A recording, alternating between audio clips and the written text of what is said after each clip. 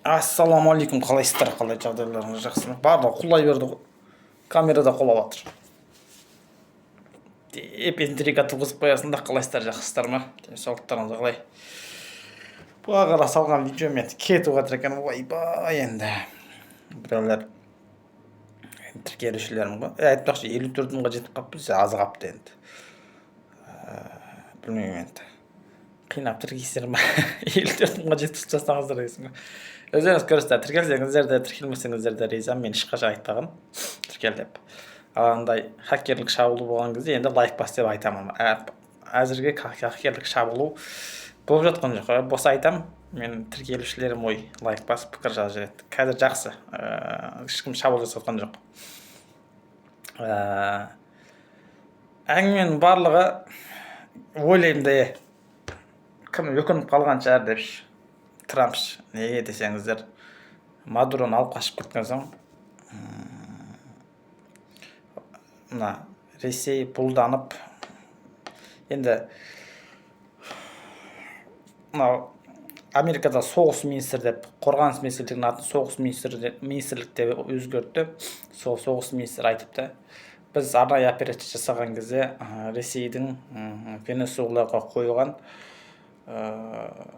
әуе шабуылына қарсы техникалары ештеңке істей алмай қалды, же болмаса ұйықтап қалды ма депті. Одан кейін осы Венесуэлаға 17 болмаса 20 миллиард доллар инвестиция құйған екен Ресей. Және де бір ақпарат шықты, бұл енді шын өтірік белгісіз. Бұны енді Алауидин деген алдында бір Ресейдің болмаса чечендердің бір полкының басшысы бар, Алауидин қолбасшы. Сол видеосы шығыпты. Ол алдында бір сөйлеген, Америка біз сияқты соғыс ала ма, біз қанша қиналып жатсақ та шөптің тамырын жеп бір кездері қарнымыз ашып өліспей берісіміз, шөптің тамырын жесек те біздің қолбасшымыз қойған арнайы операцияны соңына дейін жеткіземіз. Әңгімен асты, жанкешті болып, ит мінезді болып, бүйтіп өлейін деп тұрсаң да берген бұйрықты соңына дейін жеткізіп өлеміз. Біз арнайы операцияны Украинадағы соңына жеткіземіз деген адам айтты. Мадуроны қорғаған Ахмад Сила полкында жүрген әскер екен деп бір әңгіме шықты. Ахмад Сила деме, сол полктың әскерлері қорғаған екен дейді. Мен ойлап қалдым, енді ол шетелдің президентін Ресейдің әскері қорғап жүрсе, тағы қай елдің әскерлерін шетелдің әскері қорғап жүр деген әңгіме ғой. Енді бұлай ми сау адам ойланады ғой. Венесуэла былай қарасаң, Ресеймен шекарасы тиіп тұрған жоқ, Американың жанында. Ахмад Сила енді шын болса, мүмкін шында шығар.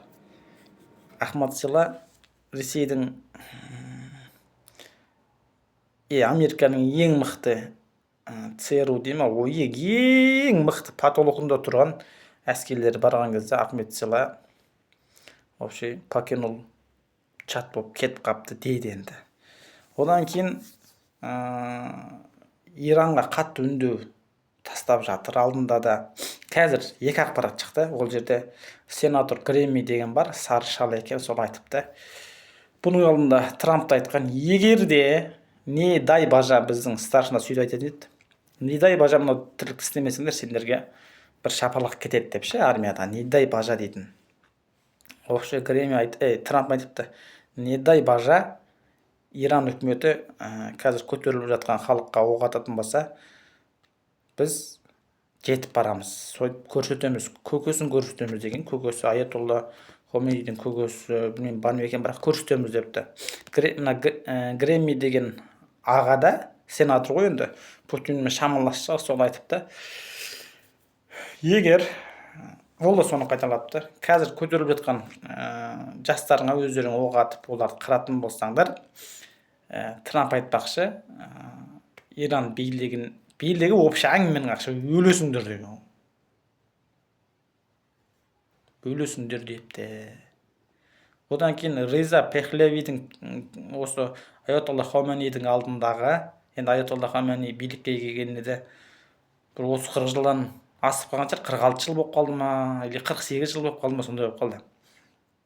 Соның көлемінде, соның алдындағы Риза Пехлеви деген Иранның шахының тақ мұрагері. Егер Аятолла Хоменей президент болмаған кезде олардың тағын тартып алып, мына Пехлеви болатын еді. Осы Пехлеви видео үндеу жасапты. Ол жерде енді арабша жоқ, оларда төте жазу ма екен, мен түсінбейтін жазумен жазылған, бірақ астына аудармасы жазылып қалыпты. Ол жерде айтып жатыр: Иран халқым 7 қаңтар және 8-9 қаңтар енді Иранның тағдыры шешілетін күн.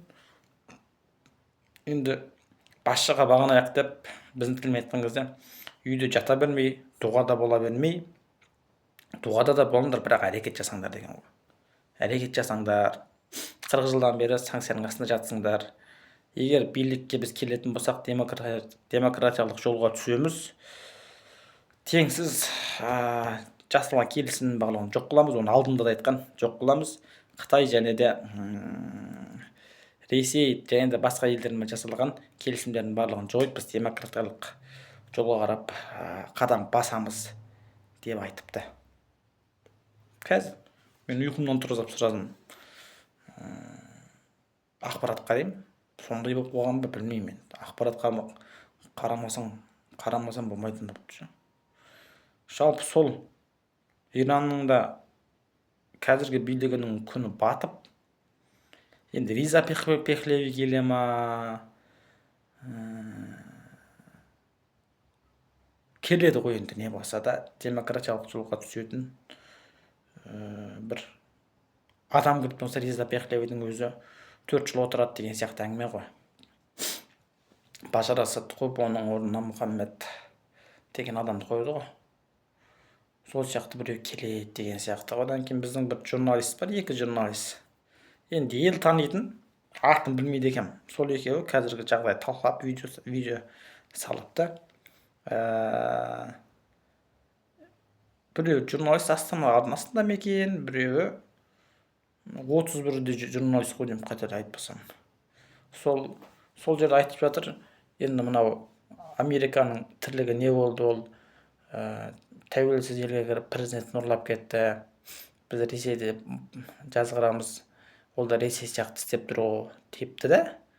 Демократия деген ұғымды таптап аяққа, бірақ Ресейді қолдап тұрған жоқпын депті. Дұрыс, бірақ Трамп Мадуроға ескертті, бізге наркотика жіберме, халқымыз улап жатсың, айналайын, Мадуро жан, сен одан да бізбен келісімге келіп, оған негіз айтқан еді, сен биліктен кетіп қалсаң, саған тиіспейміз деген еді. Ол айтты, жанымдағы 100